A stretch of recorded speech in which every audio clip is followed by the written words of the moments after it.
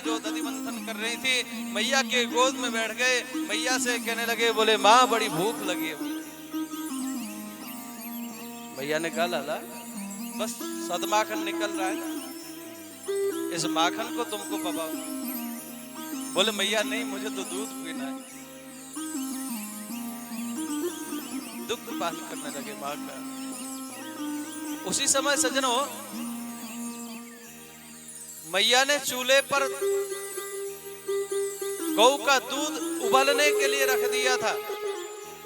जो भगवान जो अपने लाला को पिलाती माँ, आज उस दूध ने विचार किया कि देखो भगवान अपनी माता का दुग्ध पान करके पेट भर लेंगे तो मुझे तो पिएंगे नहीं, मैं तो दूध बन करके उनकी सेवा के लिए आया हूं। उसी समय वार्तालाप माँ बेटों में चल रही थी सज्जनों कि यशोदा मैया कहने लगी, लाला कहने लगे, बोले माँ तू बता तुझे दूध प्यारो है कि पूत प्यारो है? मैया ने कहा हट तारी के, ये कोई बात हुई तेरी? अरे मुझे तो तू प्यारो है। उसी समय घर की दासी आई सज्जनों, मैया से कही, बोले मैया जो पद्मराग गाय का दूध तुमने उठाने के लिए चूल्हे पे रख रखा है वो उफन करके अग्नि में जा रहा है। आज मैया ने कन्हैया को नीचे पटका और उस दूध को बचाने के लिए चली गई। आज मैया से कन्हैया कहने लगे, विचार करते हैं कि देख तो सही, अभी तो मैया कह रही थी मुझे तो दूध प्यारो है, पर अब पूत प्यारो है, परंतु अब पूत को पटक करके दूध बचाने चली गई। अब आज भगवान को क्रोध आया सज्जनों, भगवान ने जो है भांडम भिनत्ति संपूर्ण उस माट मटके जो 9 लाख गाय थे, तो वहां पर माट मटके भी कितने रहे होंगे, दही के, दूध के, घी के, माखन के, सब मटके फोड़ डाले। भगवान ने सब फोड़ दिए। अब बंदरों को बुला बुला करके बंदरों को माखन खिला दिया सज्जनों। और जैसे ही यशोदा मैया आई, नंद भवन का जो आंगन था वो तो आज क्षीर सागर की तरह लग रहा था सज्जनों। क्षीर कहते हैं दूध को, और सागर में कछुआ तैरते रहते ना। आज मानो उस दूध का तालाब बन गया था, और ऊपर माखन तो हमेशा ऊपर तैरा करता है। मानो क्षीर सागर में मानो वो माखन के लौंदे ऐसे लग रहे थे जैसे क्षीर सागर में कछुआ हो। और आज मैया को एक बार तो हंसी आई, देखो तो सही, नेक सो 2 बिलात को छोड़ा, और देखो इसके अंदर कितनी गुस्सा है। उसके लाला के करतूत में मैया को गुस्सा आती है, पर विचार करती है, हंसी भी आती है, पर मैया विचार करती हैं आज इसने बहुत बड़ी शरारत की है, यदि समय में हंसूंगी तो मेरा लाला बिगड़ जाएगा। मैंने निवेदन किया था, बालक यदि कोई अटपटी हरकत कर रहा हो तो समय माता पिता को हंसना नहीं चाहिए। उसको वो फिर यही समझता है कि मैं बहुत अच्छा कर रहा हूँ, फिर उसी मार्ग पर आगे बढ़ जाएगा बालक। इसलिए कोई ऐसी हरकत देखे तो माता पिता को चाहिए कि नेत्रों के इशारे से उस बालक को ये जताएं कि ये ठीक नहीं है, कभी भूल के भी बालक उस काम को फिर नहीं करेगा। आज मैया ने विचार किया, हंसी को रोक ली, आज क्रोध का भाव प्रकट किया, आज तुझे छोड़ूंगी नहीं मैं। तेने जो हाथ में एक लाठी पकड़ लिया मैया ने सज्जनों, हाथ में लाठी पकड़े हुए मैया को भगवान ने जैसे ही देखा भाग खड़े हुए सज्जनों। आज तो आगे आगे भगवान, पीछे पीछे मैया, आगे आगे भगवान, पीछे पीछे मैया। ध्यान रखिएगा, कोई छोटा सा बालक हो और कोई वयोवृद्ध हो, कैसे उसको छोटे बालक को कोई पकड़ सकता है? वो वयोवृद्ध, उसमें शक्ति सामर्थ्यता नहीं है। परंतु आज सज्जनों आगे आगे कन्हैया, पीछे पीछे मैया। कन्हैया कहती है आज मैं तुझे छोड़ूंगी नहीं, आज मैं तुझे सजा दूंगी। पकड़ नहीं पा रही। ध्यान दीजिएगा, बड़ा सिद्धांत है यहाँ पर सज्जनों। मैया कौन है? बोले जीव है। और भगवान कौन है? शिव है। जब तक शिव की कृपा न हो तब तक जीव कितना भी प्रयास करे भगवान को नहीं पकड़ सकता। और ऐसा ही नहीं पकड़ पाई मैया। और सज्जनों अंत में मैया को परेशान देखा भगवान ने, पसीने से मैया लथपथ हो गई। तब भगवान ने मैया के ऊपर कृपा करी। मैया को परेशान देख करके सुखदेव स्वामी यहाँ पर कहते हैं, सुमातु शून्य गात्रायम विस्रस्र कबरस्रजः दृष्टम परिश्रमम कृष्णम कृपया सीत स्ववंदने। अपनी माता को परेशान देख करके भगवान स्वयं माता के बंधन में आए हैं सज्जनों। तो यहाँ से सिद्धांत मिलता है, जीव कितना भी प्रयत्न करे उसमें इतनी सामर्थ्यता नहीं कि वो भगवान को पकड़ सके। हाँ, हम कार्य करें तो भगवान को फल देना ही पड़ता है सज्जनों। उदाहरण के लिए दैत्य लोग तपस्या करते हैं, ब्रह्मा जी को खुश करते हैं, ब्रह्मा जी ना आते न देते तपस्या, इतना लफड़ा क्यों होता? पर ब्रह्मा जी को तप करते वो, उन्होंने कार्य किया है तो उसका फल उनको देना ही पड़ेगा, न चाहते हुए भी मजबूरन ब्रह्मा जी को वरदान उन दैत्यों को देना पड़ता है। तो कर्म का फल अवश्य मिलता है और भगवान हम परिश्रम करें, हम प्रभु की ओर बढ़ें तो सज्जनों प्रभु तक पहुंचाने वाले भी भगवान हैं और वो पकड़ में आने वाले भी वही हैं। हमारी सामर्थ्यता नहीं कि हम भगवान को पकड़ सकें, बस हम अगर चल पड़े तो भगवान अपने चरण तक हमको पहुंचाएगा ही पहुंचाएगा। दृष्ट्वा परिश्रमम कृष्ण कृपयासी स्वबंधने, बंधन को भगवान ने स्वीकार किया। इधर यशोदा मैया ने जो है सज्जनों ला करके ऊखल में बांध दिया। देखो जी, जब मैया बांध रही थी ना, भगवान की ऐश्वर्य शक्ति कहती है नहीं, मैं जीव से परमपिता परमात्मा को नहीं बंधने दूंगी। तो मैया जितनी भी रस्सी लाती थी सब छोटी पड़ जाती थी। हा? और जो माधुर्य शक्ति थी ना, माधुरी शक्ति माँ के अंदर थी ना, माँ ने कहा नहीं, तुझे आज मैं बांध के ही रहूंगी। मैया कहती तुझे आज बांध के रहूंगी मैं, और ऐश्वर्य शक्ति कहती थी कि नहीं, जीव शिव को कभी बांध नहीं सकता। तो ऐश्वर्य शक्ति को झुकना पड़ा सज्जनों, माधुर्य शक्ति की विजय हुई। मैया ने अपने प्रेम के बंधन में उसको बांध दिया। गृह कार्य में अपने लग गई, परंतु उधर सज्जनों भगवान उस उखल को लेकर के गए हैं और यमलार्जुन के 2 वृक्ष थे, उन वृक्षों के बीच में से जैसे ही भगवान गए सज्जनों, धड़ाम से वह वृक्ष गिर पड़े।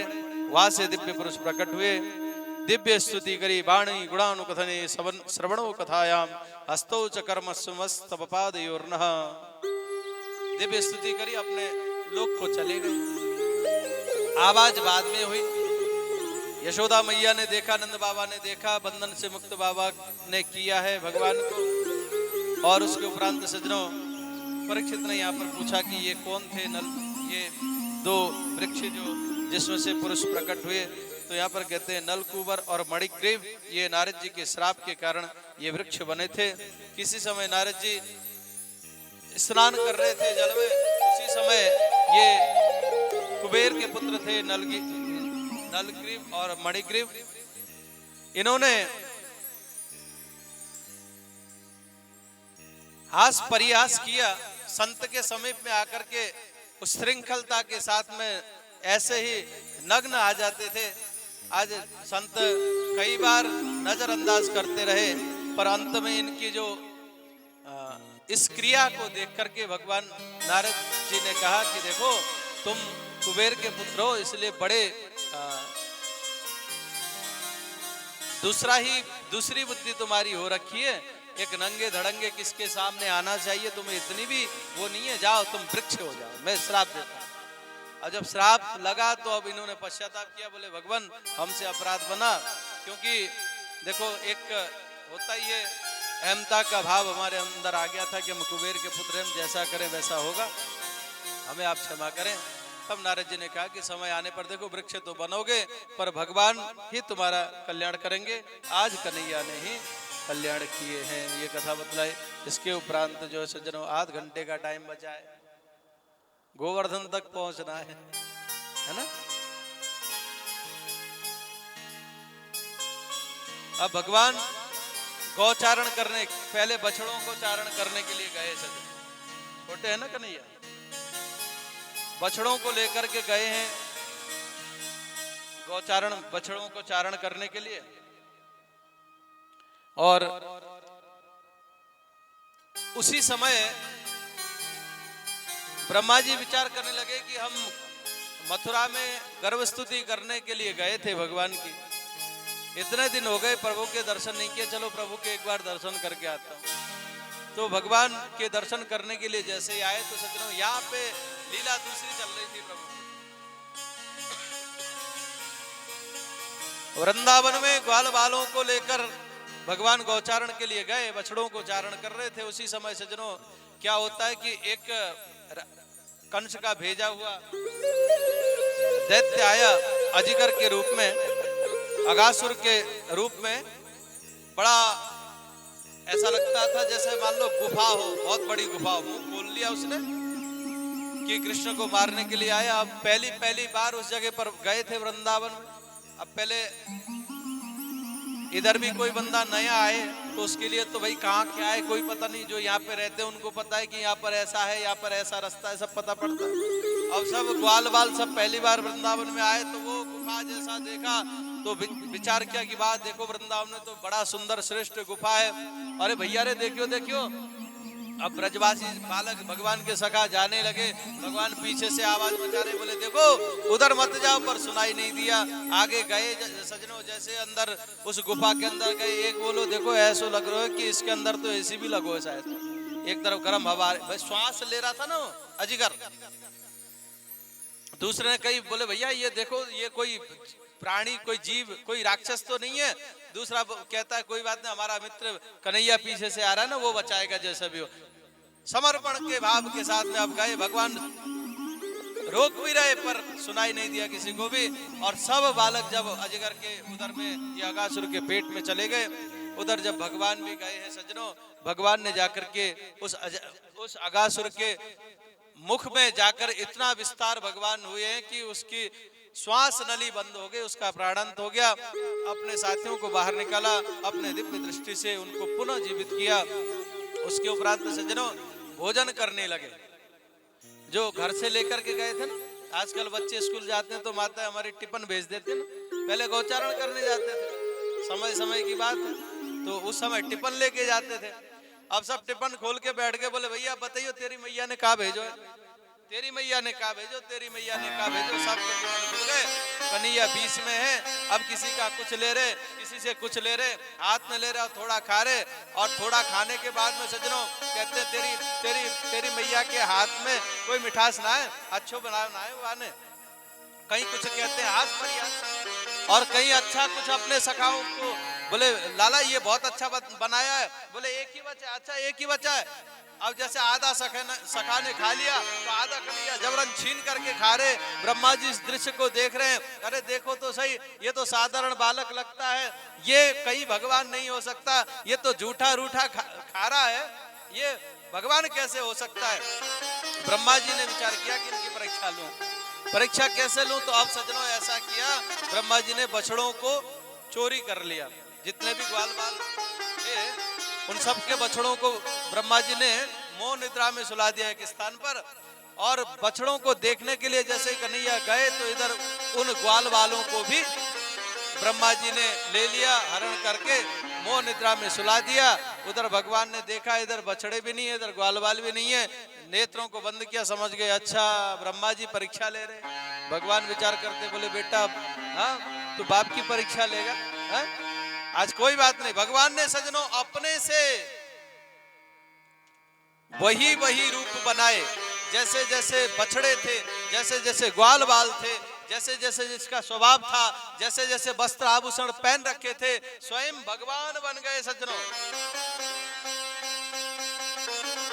यहाँ पर सुखदेव स्वामी कहते हैं सज्जनों, यावद वत्स काल पूर्व यावद करांग्रादिकम यावद यष्ट विषाण वेणु दलसिक यावद विभूषांबरम यावद शील गुणाभिद कृतिपयो यावद विहारादिकम सर्वम विश्वमयं गिरोंग वदजः सर्वस्वरूपो बभो। सब कुछ भगवान बन गए। ध्यान देना सज्जनों। और ये स्थिति रही 1 वर्ष तक। 1 वर्ष तक न तो वहां पे बछड़े थे, न तो वहां पे ग्वाल बाल थे, सर्वत्र भगवान ही थे। कृष्ण ही बछड़े बने, कृष्ण ही ग्वाल बाल बने। ऐसा क्यों जानते हैं? जब यशोदा मैया अपने आंगन में बैठ करके लाला को दुग्ध पान कराती ना, तो गौ माता के हृदय में भी ये भाव आता, क्योंकि गौ माता भी तो साधारण नहीं थी उस समय।